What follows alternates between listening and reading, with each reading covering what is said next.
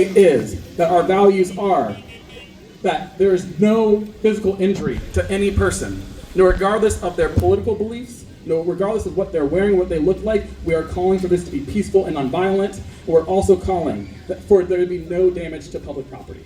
So we just want to be very clear about what we're here for today, and we thank our Peace Daddies and everyone for helping us to make sure that we focus on George Floyd and Black lives today. Thank you. Y'all want to hear some poetry? And so it is my honor and privilege to introduce our next, it's a community leader who also happens to be very talented. And so I'll be welcoming on the executive director and founder of Word is Bond, who is going to be reciting some poetry today, and that's Lakayana Drury. Let's hear it for Lakayana. Woo!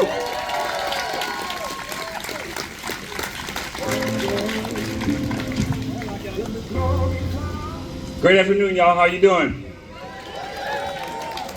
So I had the advance notice of about 5 minutes before giving this poem. For those of y'all who don't know me, I'm Lakayana Drury. I'm the founder and executive director of Word is Bond. It's a leadership incubator for young Black men. I'm also the vice chair of the Oregon Commission on Black Affairs. What I think is important to remember is that we center our youth, the Black youth of Portland.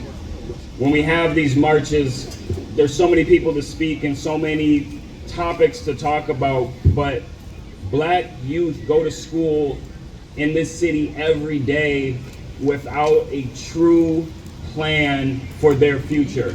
And it's called, What Are the Black Boys Doing on the Mountain?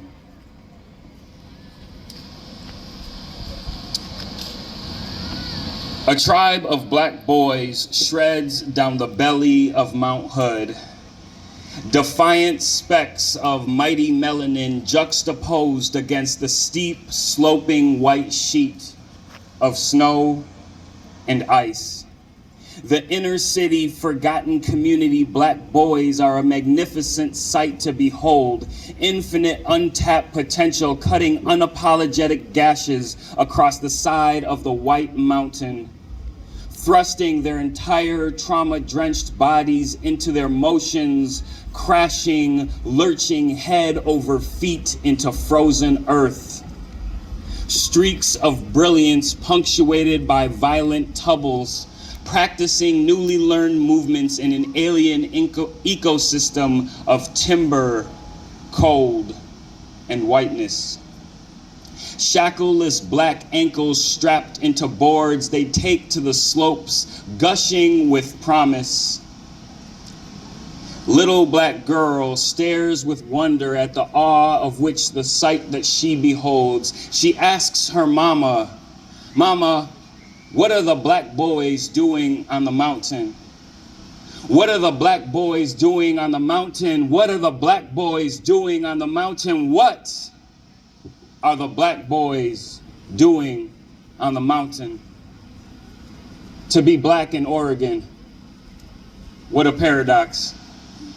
Exclusion, execution, equity, stages of white guilt. Perhaps the Black boy tumbling down the side of the active volcano have found a path forward. Mount Hood rises from the concrete as you ride down the spine of North Columbia Boulevard. The sewage plant and the railroad tracks that drain into the slough are as close as most Black kids are going to get to Mount Hood. Black youth meander through Portland's streets like urban tumbleweed, through brick buildings named after slave masters and gentrified streets built over the raised homes, barbershops, and jazz clubs of yesteryear. What are the Black boys doing on the mountain? What are the Black boys doing on the mountain? What are the Black boys doing on the mountain? Snowboard lessons are evidence that some falls are actually leaps towards liberation. On that day, the Rose City will be a city where all souls can smell the flowers, where Black will be a sanctuary rather than a spectacle, and the little Black girl won't have to ask, what are the Black boys doing on the mountain? Thank you.